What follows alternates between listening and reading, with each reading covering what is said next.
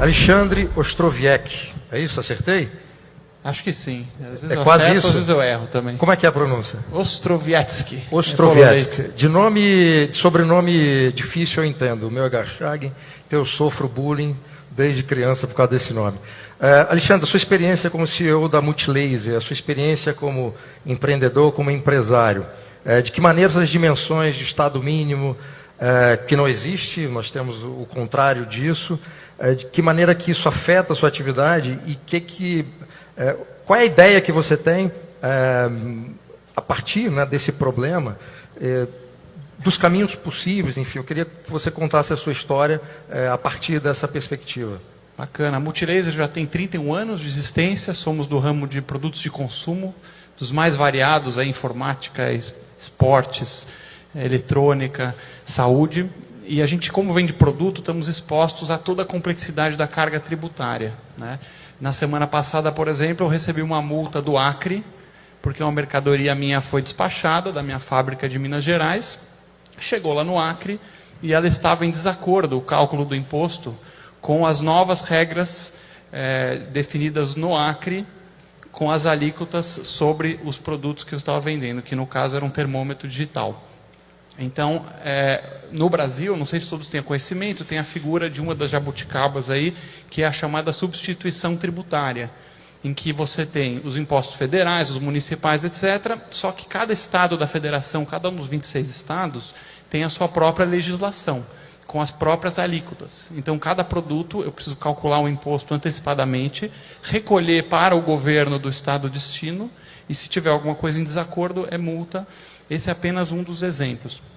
Então, eu tenho aqui um chapéu de empresário, obviamente, né, vendo essa complexidade toda, que faz com que, no final, o prejudicado seja o cidadão, né? Não tenho nenhuma dúvida, quem paga a conta do custo Brasil é o cidadão. A empresa simplesmente repassa todo esse custo, né, e faz com que os produtos sejam mais caros, as pessoas possam consumir menos, né? Eu tinha um exemplo agora, pegamos uma caixa de som, que ela é de uma marca mundial, vendida no Walmart Estados Unidos, e nós comparamos com essa mesma caixa de som da mesma marca mundial, produzida na China, vendida no Walmart Brasil. Ou seja, o mesmo produto, na mesma varejista, no Walmart Estados Unidos custava $230. E no Walmart Brasil, esse mesmo produto custava quanto? $600. Mais do que quase o triplo do preço. E aí você pergunta, poxa, mas por que será que essa caixa de som igual custa quase o triplo no Brasil? Será que é porque o empresário é malvadão, né, é ganancioso? Que é um dos grandes mitos aí que vem de certas esferas, aí, certos recortes, né, do pensamento brasileiro. Poxa, mas quer dizer que o Walmart Brasil é ganancioso e o Walmart Estados Unidos magicamente é bonzinho, né, é generoso? Não, essa é a tradução idêntica da carga tributária e da complexidade. Meus colegas aqui falaram muito bem do tamanho da carga tributária brasileira e da complexidade. Então, não vale aqui insistir nesse argumento. Mas eu gostaria de reforçar que, além de grande, além de complexa, a carga brasileira ela é muito, muito regressiva. Ela é antipobre, né? Quem paga mais imposto proporcionalmente no Brasil é o pobre, porque o imposto brasileiro ele é focado no consumo, né? E não tanto na renda, e menos ainda no patrimônio. Então, quem tem praticamente toda a renda comprometida com o consumo é a população mais humilde. E na outra ponta, o que a gente tem em troca, né, dessa devoração de recursos gigante? Aí eu coloco um pouco o meu chapéu de cidadão brasileiro também, querendo não apenas ver o meu negócio crescer, né, prosperar, o crescimento sustentável da Multilaser, mas ver o país, né, deixar um país melhor para os meus filhos do que o que eu peguei. Na outra ponta, você tem o fenômeno de mães chegando no SUS, com o filhinho no colo, com infecção, e não tem antibiótico no posto de saúde. Falta remédio no posto de saúde.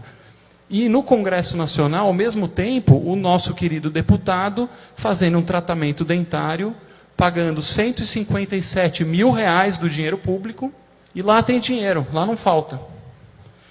O funcionário público, em algumas esferas, né, uma parcela do funcionário público, se aposentando antes do seu colega na iniciativa privada, ganhando 8 vezes mais, e quando ele vem a falecer, a viúva tem direito à pensão integral, não sei se vocês tinham conhecimento dessa jabuticaba, e agora a melhor pérola de todas, a cada 5 anos tem a promoção automática, né, pelo quinquênio, etc., os decênios, todas as promoções.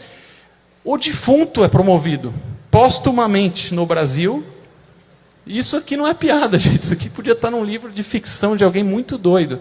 Mas é o Brasil. A viúva recebe a pensão aumentada pelo seu defunto, né? É o país que você vai colocar o seu secador de cabelo na tomada e encontra outra jabuticaba. Porque alguém do Inmetro teve a ideia genial de criar uma tomada que não tem em nenhum outro lugar do planeta Terra. E aí 200 milhões de brasileiros precisam trocar suas tomadas ao custo de 1,5 bilhão. Né? 1,5 bilhão que podia ir para coisa mais útil. Né?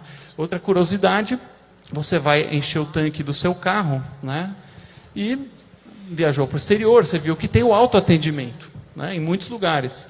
Não sei se vocês tinham conhecimento, no Brasil é ilegal haver autoatendimento no posto, é proibido ter autoatendimento. E essa lei foi criada por quem? Pelo ministro da Ciência e Tecnologia.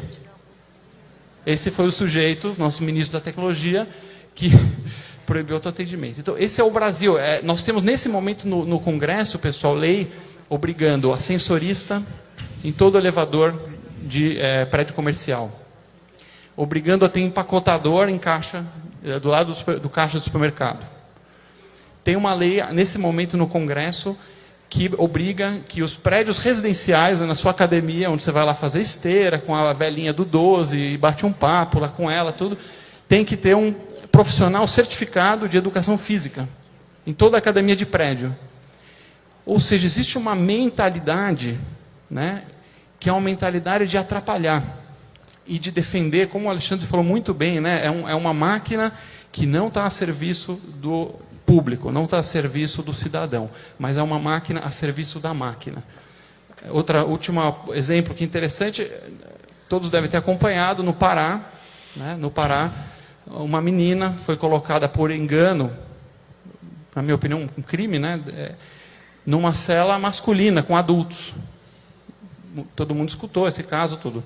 Foi parar na mesa da juíza, ela sentou em cima do caso por 30 dias, enquanto a menina de 15 anos era violentada por adultos homens na cela, ela lá sentada, gostosona em cima do caso. Quando estourou na mídia, ela finalmente se mexe e a menina é tirada de lá, mas felizmente ela foi punida, tá? Essa juíza, ela foi julgada, foi punida, recentemente saiu a decisão de manter a punição dela, que é uma punição extremamente grave, coitada da juíza, ela é punida por disponibilidade. Significa que ela é obrigada a ficar em casa recebendo 100% do salário. Esse é o Brasil em que todos estão a serviço dos poucos, dos grupinhos. Né? Então você fala assim, Alexandre, explica a história do Brasil. É o público, o cidadão comum escravizado pelos grupinhos.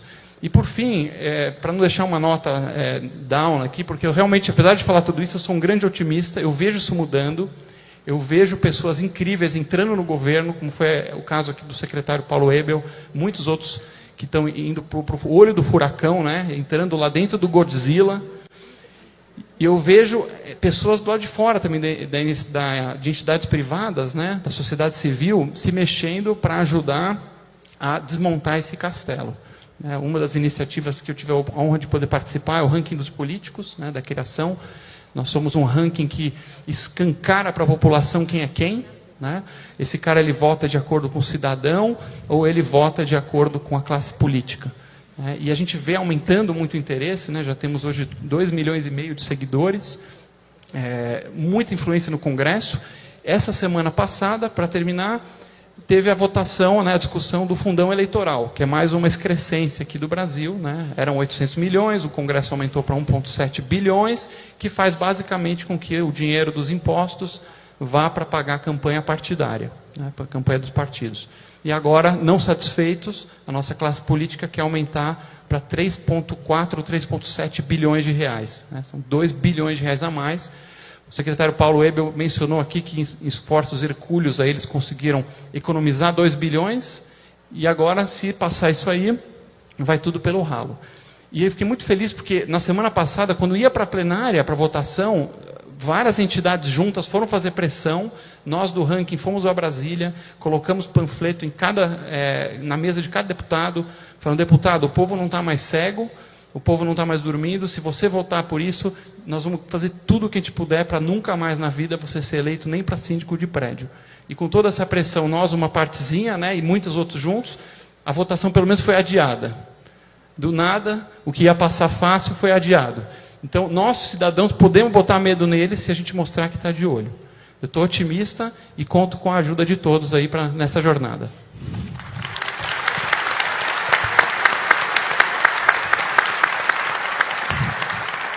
Sobre essa história do defunto que você contou, Alexandre, eu lembro de uma história que aconteceu no século XIX, Dom Pedro II, que viajava o mundo e sempre que voltava trazia objetos de arte, coisas para o Museu Nacional, que de forma criminosa, foi incendiado. Ele trouxe uma múmia, um presente do governo egípcio da época, e a alfândega brasileira não deixou a múmia entrar, porque não tinha no registro, né, na lista do que a alfândega tinha, aquele item, né? E aí, e isso era o imperador, né? Era o imperador, a alfândega era maior do que o imperador. E aí, a assessoria jurídica do imperador achou uma solução genial. Então, a múmia que estava, a egípcia, que estava no Museu Nacional, entrou no Brasil como carne seca. Genial, né?